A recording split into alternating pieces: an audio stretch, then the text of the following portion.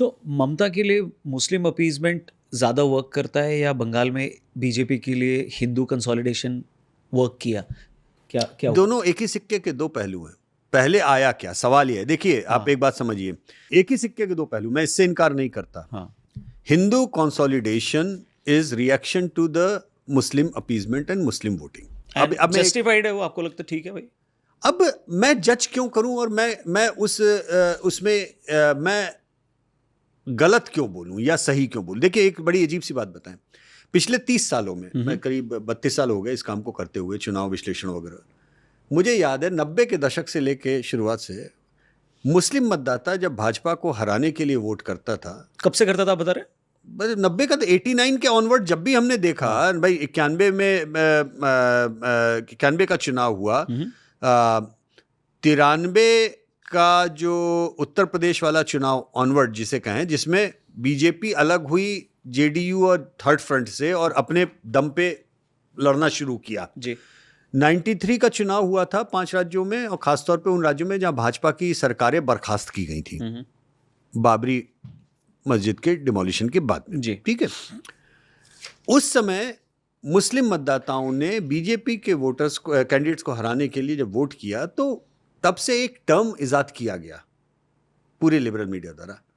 Term था tactical voting, strategic voting by minorities. हाँ, okay. ठीक है, मैं केवल एक बात आज तक नहीं समझ पाया कि मुस्लिम मतदाता जब भाजपा को हराने के लिए वोट करें तो वो कम्युनल वोटिंग नहीं होता, वो टैक्टिकल वोटिंग होता है, वो स्ट्रेटेजिक वोटिंग होता है।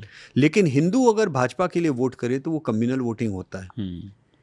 ये या तो दोनों कम्युनल है या दोनों स्ट्रेटेजिक है। और मैं इस बात पे किसी भी महापंडित से, इस बात पे मैं कहता हूं कि आप पहले तय कर लीजिए, फिर मैं आपके साथ में बहस कर लूं। सही बात। आप कहिए ये स्ट्रैटेजिक है तो मैं दोनों को स्ट्रैटेजी की तरह देखूं, आप कहिए कम्युनल है तो मैं दोनों को कम्युनल की तरह देखूं, मैं दोनों को क्रिटिसाइज करूं। घोड़ा चतुर दोनों नहीं होगा। या तो घोड़ा बोलना या चतुर बोलना, दोनों नहीं चलेगा।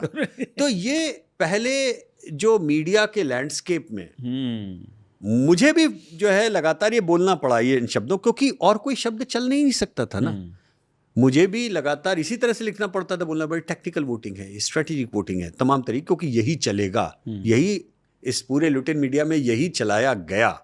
और मैं इसको सोचता रहा कि कभी तो ये होगा कि ये एक लेवल पे ये पहुंच जाएगा जहां पे दिस एक फ्लिपिंग पॉइंट के बियॉन्ड अब आपसे मैनेज नहीं हो पाएगा।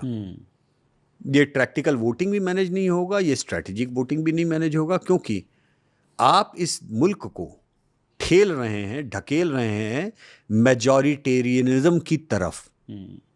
और स्टार्ट आप ही ने किया। और स्टार्ट आपने किया, शुरुआत आपने की है, माइनॉरिटिज्म से शुरुआत आपने की, क्योंकि जिस दिन आपने माइनॉरिटिज्म की राजनीति की शुरुआत की, आपने बाय डिफॉल्ट मेजॉरिटेरियन राजनीति की नींव डाल दी। और अगर किसी भी डेमोक्रेसी में मेजॉरिटी एक तरफ करने के लिए उतारू हो जाए तो आप चुनाव सर केवल खड़े हो जाइए, आप जीत नहीं सकते। ये तो बेसिक अरिथमेटिक की बात है ना।